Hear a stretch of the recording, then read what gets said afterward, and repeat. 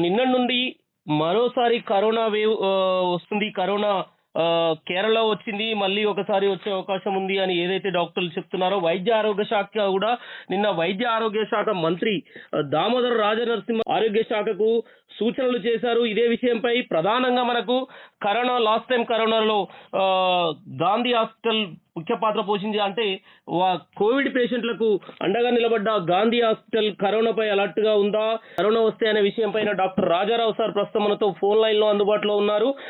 తన మాటల్లో తెలుసుకునే ప్రయత్నం చేద్దాం. రాజారావు గారు నమస్తే అండి. నమస్తే అండి. చెప్పండి సార్, మరోసారి కరోనా అలర్ట్ అని అంటున్నారు.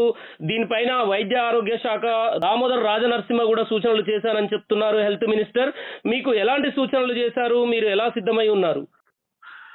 అంటే మాకు పైన అఫీషియల్స్ నుంచి అప్రమత్తంగా ఉండాలి అని చెప్పారు. ఇప్పుడు ప్రస్తుతానికైతే కేసులు అట్లా మనకేమి లేవు.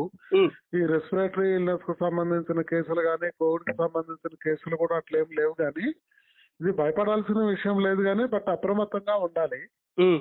ఎవరైతే ఇప్పుడు కోమార్బిడిటీస్ ఉన్న వాళ్ళు కానివ్వండి, లేకపోతే ఈ ఎల్డర్లీ పీపుల్ కానివ్వండి, ఎవరైతే రిస్క్ గ్రూప్ ఉంటారో వాళ్ళు కొంచెము జాగ్రత్తగా ఉంటే మంచిది. అంటే ఇదివరకు మనం కోవిడ్ అప్రోప్రియేట్ బిహేవియర్ మాట్లాడుకున్నట్టే ఇప్పుడు కూడా అది పాటించాలి. అండ్ రెస్పిరేటరీ హైజీన్ అంటాం. అంటే మనం తుమ్మిన దగ్గర చేతులు పెట్టుకోవటము, రెస్పిరేటరీ సిమ్టమ్స్ ఉండడం మాస్క్ పెట్టుకోవటము, ఐసోలేషన్ కావటము, ఇటువంటివి చేసుకుంటే సరిపోతుంది.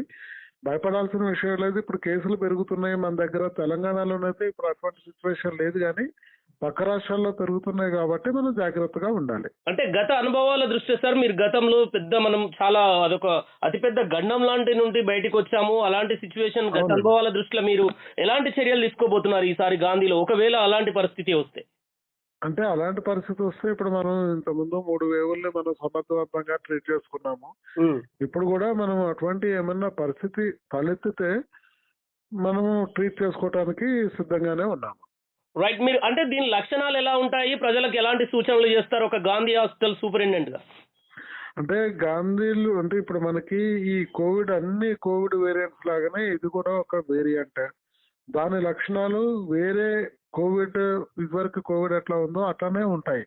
అంటే ఫీవర్ రావటము, cough, cold, body pains, headache రావటము, ఇటువంటి అన్ని కూడా ఇదివరకు ఏ కోవిడ్ వేరియంట్ అయినా కానీ సిమ్టమ్స్ అనేవి ఇలాగే ఉంటాయి. ట్రీట్మెంట్ కూడా సేమ్ ఉంటుంది. ఆ వ్యాక్సిన్ కూడా ఇదివరకు ఏదైతే మనం వాడినామో అవే వ్యాక్సిన్లు మనకి సరిపోతాయి. ప్రజలకు ఏం సూచనలు చేస్తారు సార్? ప్రజలకి ఎవరైతే ఈ లక్షణాలు ఉన్న వాళ్ళ టెస్ట్ చేయించుకొని అది ఒకవేళ కోవిడా లేకపోతే నాన్ కోవిడ్ కి సంబంధించిన రెస్పిరేటరీ ఇల్నెస్ అనేది మనకు తెలుస్తుంది. ఎవరైతే లక్షణాలు ఉంటారో వాళ్ళు ఐసోలేట్ అయిపోయి మాస్క్ పెట్టుకోవాలి. రిస్క్ గ్రూప్ ఎవరైతే ఉంటారో అంటే పెద్దవాళ్ళు, ఎల్డర్లీ పీపుల్ కానివ్వండి, చిన్నపిల్లలు కానివ్వండి, ప్రెగ్నెంట్ లేడీ కానివ్వండి, లేకపోతే కోమార్బిడిటీస్ ఉన్న వాళ్ళు క్రౌడీ ప్లేసెస్ లోకి పోవద్దు.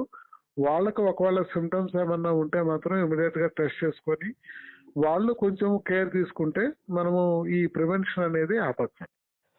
ఇప్పుడు మనకి ఇంతకు ముందే జూనియర్ డాక్టర్ల సమ్మె విషయం కూడా తెలిసింది సార్. దీనిపైన ఏమైనా స్పందిస్తారా?